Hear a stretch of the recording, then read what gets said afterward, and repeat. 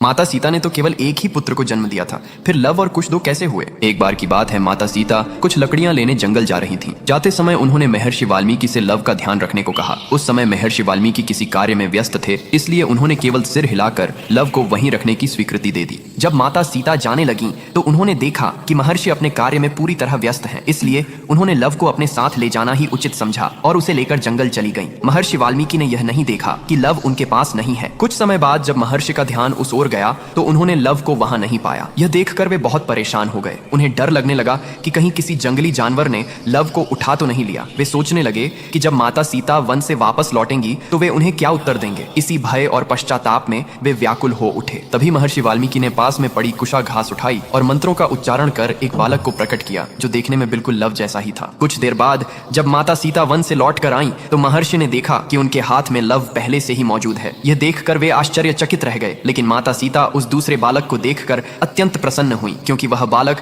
कुशा से उत्पन्न हुआ था, इसलिए उसका नाम कुश रखा गया।